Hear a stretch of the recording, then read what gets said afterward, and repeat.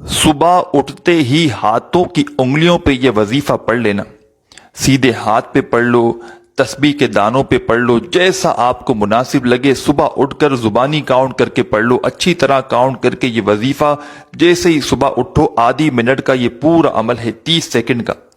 30 second کے اندر اندر آپ لوگ یہ وظیفہ پڑھ لو گے، 30 سیکنڈ یا آدھی سے پونی منٹ، بس اس سے اوپر کا وقت نہیں لگے گا آپ کو۔ صبح صبح کا یہ عمل ہے، صبح اٹھتے ساتھ ہی غیبی دولت والا یہ مجرب وظیفہ پڑھ لینا۔ اپنے حالات کو فوری طور پر اگر بدلنا ہو، اپنی زندگی میں خوشیاں آپ لوگ چاہتے ہو کہ چاروں طرف سے خوشیاں آ جائیں، پیسے آ جائیں، تو اتوار والے دن اس وظیفے کو لازمی پڑھنا۔ وہ میرے بہن بھائی جو بالکل مایوس ہو چکے ہیں، جن کی جیبیں خالی ہیں، گھر خالی ہے، کاروبار کوئی نہیں، کام کرنا چاہتے ہیں، کاروبار کرنا چاہتے ہیں، پیسے نہیں، جاب ملتی نہیں، یا ملتی ہے تو اپنی مطلب کی نہیں ملتی جس سے خرچے پورے ہوں۔ طرح طرح کے لوگوں کے، میرے بھائیوں میری بہنوں کے مسائل ہیں، مہنگائی کا طوفان آیا ہوا ہے۔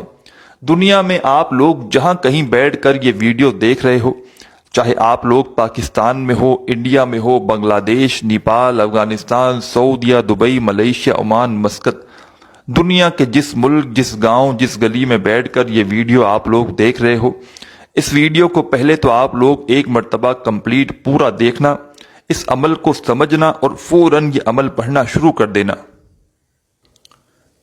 جیسا کہ میں نے بتایا، آپ لوگ دنیا کے جس کونے میں، جس ملک میں موجود ہوں، رات کو جیسے ہی سو اور صبح آپ لوگ جیسے ہی اٹھو، بستر پر ہو تو وہاں پڑھ لو، اٹھتے ساتھ ہی جیسی آپ کی آنکھ کھلے فوراً یہ وظیفہ پڑھ لینا۔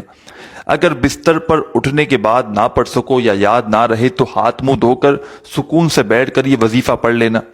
ہاتھ منہ دھونے کے مطلب جو ہے وہ بعد آپ لوگ چاہو تو جیسے ہی دسترخوان پر ناشتہ کرنے کے لیے بیٹھتے ہو وہاں پر پڑھ لو۔ ناشتے سے پہلے پہلے یہ وظیفہ پڑھنا ہے، پھر کچھ کھانا ہے۔ آپ کو میں یہ نہیں کہہ رہا کہ آپ کو پورا دن کوئی بھوکا پیاسا رہنا ہے، ایسا کچھ نہیں کرنا۔ بس صبح اٹھیں، چاہے 6 بجے اٹھیں، 8 بجے اٹھیں، 10 بجے، 12 بجے، 2 بجے، جب اٹھیں آپ، اٹھتے ساتھ ہی آپ کو یہ وظیفہ پڑھنا ہے۔ چاہے تو ہاتھ منہ دھو کر پڑھ لیں یا بستر پر لیٹے لیٹے پڑھ لیں۔